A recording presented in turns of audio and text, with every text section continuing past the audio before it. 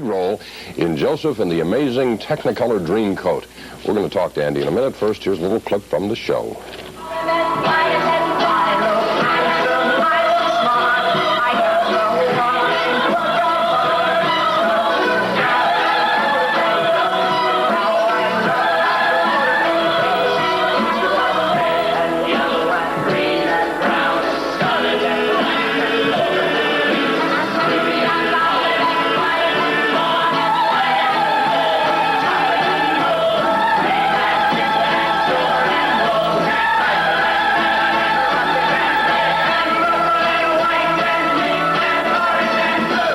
That clip was shot opening night, and this, as you can see, was not a rock concert. No. Definitely not, no. A little different, right? Yeah. It's something new. Yeah, it is for me. Well, I did theater once before this. I did Pirates of Penzance for 4 months. In California? Right, yeah. But that's not... Now, doing anything in California, and I don't mean to sound provincial, is not the same as opening on Broadway in New York. I mean, it's just not the same ballgame. Certainly not. Right. Well, when you talk Broadway, that's the peak of theater. It's everybody's dream. As I was watching the clip, I said, no falsetto this time. Right. It must be a nice break for you just to get out there and belt and not have to worry about disco movements, but it's a more fluid thing. What I like about this show, unlike Gilbert and Sullivan, is it's a little bit more pop-style singing. Whereas Gilbert and Sullivan, you've got to be a little bit more the tenor-style singing, have a bit of training. Right. Well, this is pretty suitable for me. In the TV commercial promo for the play, there's that scene about the Elvis, and is that you in the play? You get to do the little hip pushing forward number? The Elvis? I don't play the Elvis scene. No, too bad. That's a man called Tom Carter. Okay, all right. I was just curious. No, I'd have a lot of costume changes if I did that. Yeah.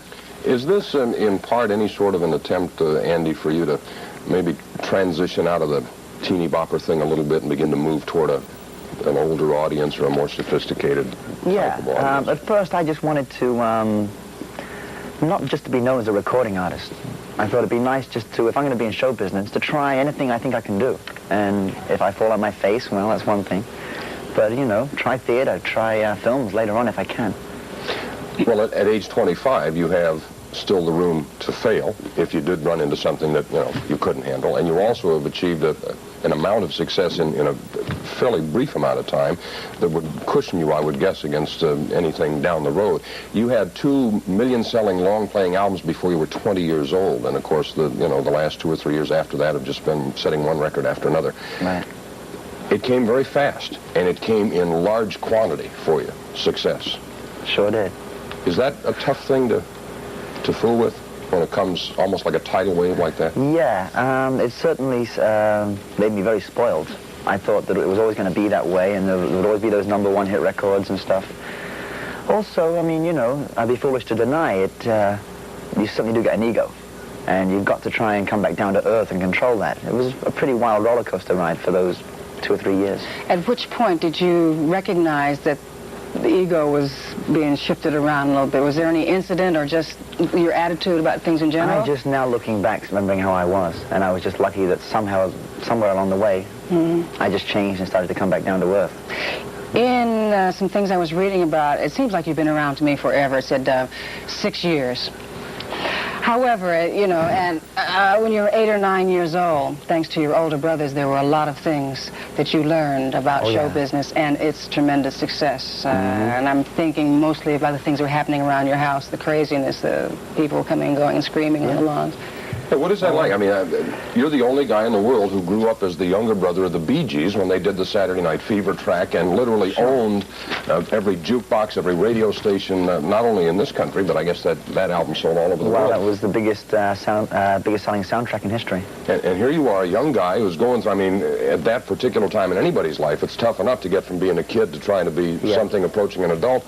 But it must have been, with all of this other thing going on, it must have been absolute lunacy. Well, it was lunacy, but it was also very exciting. We've always had that kind of excitement around the family, and as far back as I can ever remember, my brothers were well known. So I've always grown up in that, and of course I've always got on with people older than myself. I always grew up with older people. And lunacy, yes, but fun. But fun, yeah. And there was a time when you wanted to be part of the Bee Gees, but probably it's better it worked out that you didn't. I'm kind of glad now it really didn't work out. The way it works now is that occasionally we'll sing on each other's records or something, or get up in concert with each other. Did you have that thing from, I have a younger brother, and older brothers treat younger brothers a certain way. I mean, that's just the way it's supposed to be. You're cruel to him, Jack.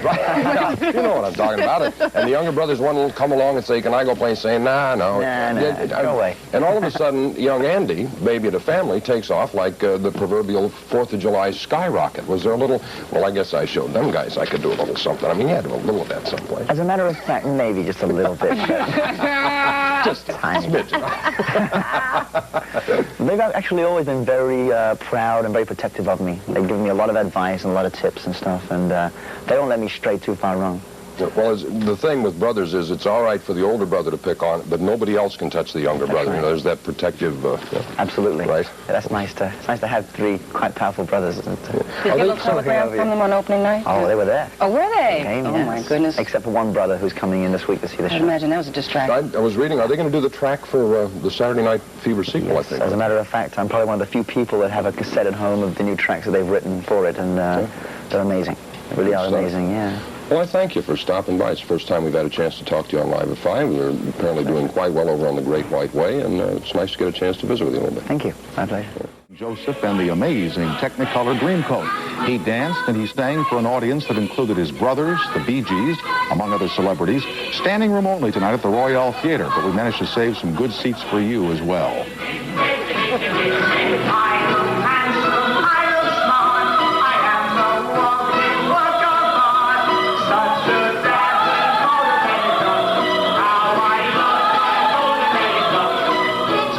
We asked Andy if he wanted to talk about this. He says, I think I'll let my singing speak for itself.